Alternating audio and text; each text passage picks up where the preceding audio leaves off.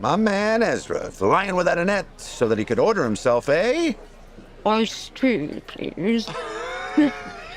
It's good to see you, Bobby. I'm so psyched to talk about this movie. It's just such a powerful film from start to finish and so funny. Now, it's not every day an actor gets the opportunity to not only act alongside their partner, but act opposite them, as you do with Rose in this movie. And I'm curious what that's like for you, both from a professional standpoint and a personal standpoint, having to sort of flip that switch when you're on set playing these two characters. Oh, it's great. Rose and I think this is our 9th thing together, so now we're pretty old hat at it. And it's great, I mean, I'm a great admirer of her work.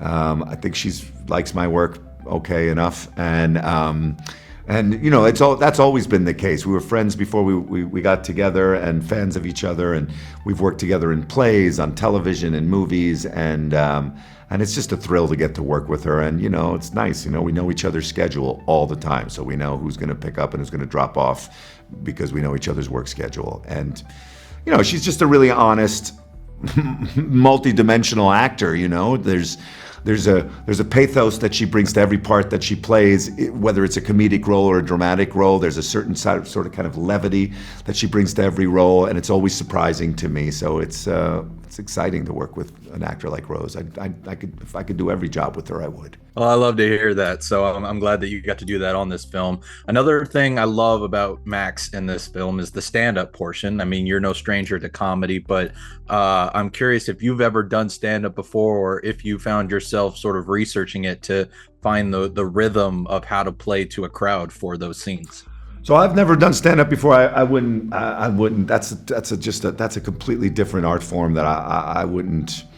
I couldn't just go up there and do that. I couldn't go to a club and do that for research. What I have done is, I'm a huge fan of stand-up comedy. I always have been, and I have a lot of friends who are stand-ups, like a lot of friends. So I have a lot of resources that I could go to, and I did go to, and I went to the clubs But I was going to the clubs anyway, I'm the kind of guy that, like, a friend of mine will call me and be like, hey, you want to go down to the cellar, eat some wings? I'm going to go up and do a set. I want to try some new stuff out.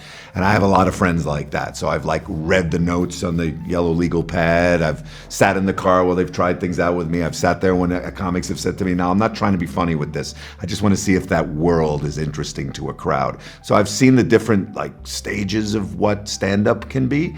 And what I really liked about this part was that it was about a guy who does that for a living at a moment where there's nothing funny going on, where he's in, like, high dudgeon and turmoil, and how he manages to work through his issues and somehow put an act together.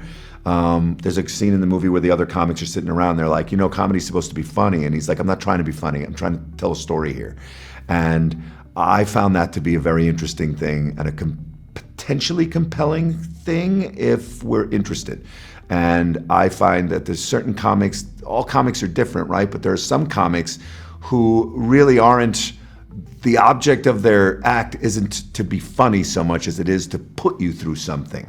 And I think those comics are exciting and on the edge, and there's a rich history of those kind of comics. Of course, there's all kinds of different comics, but I saw him more in that vein, I like that storytelling vein, and I like that line in particular in the movie. It really struck a chord with me as someone who also watches a lot of stand-up and really enjoys when comics take that approach.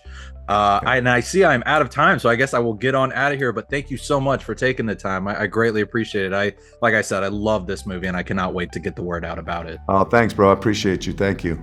That kid is the one thing that I can't get wrong.